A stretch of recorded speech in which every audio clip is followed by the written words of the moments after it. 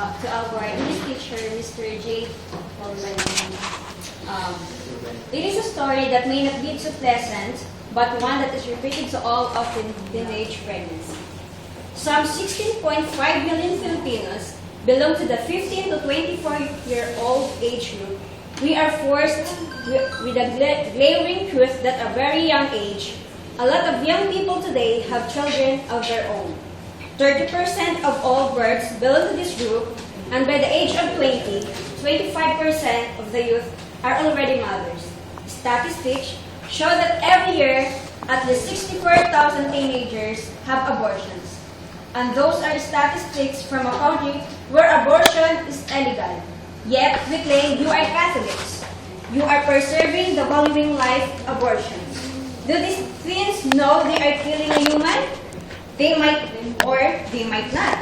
Or they might just pretend that they don't know. But how did abortion come into a picture? How did abortion even become an option? Because of the fear. Fear of being unaccepted, fear of unknown, and lots of fear. Will no one stand up and lend an ear to listen to what these teens are experiencing? Just how many more girls are getting rid of their babies? How many girls died by trying to kill their unborn child? How many babies will have to lose their life because no one listens? We might say that pregnancy of these teenagers is just the mere result of gratifications of sexual urges. Yes, we might say that. That pregnancy would not occur if studies had been prioritized instead of relationship of this opposite sex. That if there were no premarital sex, there would not be pregnancy. No one simple glance, we would just these teenagers guilty, period. But growing up, were we even present when these teens cried out loud when they were still kids? Were we there to witness how their concept of love metamorphosed into sex, and there was no one to correct this wrong concept? My point is, we're not there and we don't know. What right to do, we have to judge. As a whole, the situation is grim for pregnant teenage girls and their babies. First, with a few options with nowhere to run to. Many girls find various ways to get rid of their fetus. In a few cases, some simply disguise their bellies, hide their pregnancy from everyone, and deal with the baby only at the time of birth. These things often happen because of the seeming lack of option for pregnant teenagers.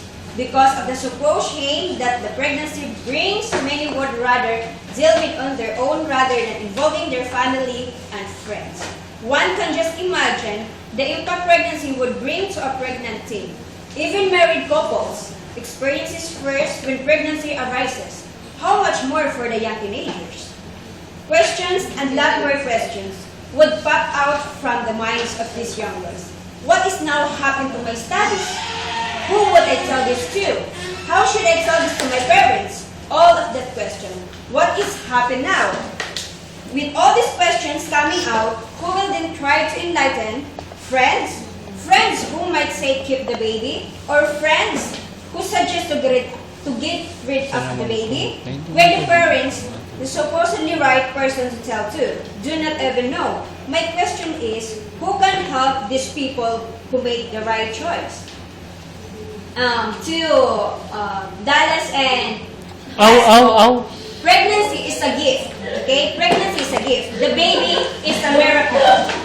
Now, huwag kayong tumawa dahil yun yung fact na dapat malaman natin. Lalo kayo dahil mga teenagers tayo. Diba? Ayun po si Dallas, oh. Ito yung fact na to na yung pregnancy is a gift. The baby is a miracle. A great gift of treasure from God. Pregnancy is not a sin, hindi kasalanan yun. Either a crime, hindi rin siya yung pinapatay mo yung bata, okay? It is a gift from God. It is a mere result from a consummated relationship.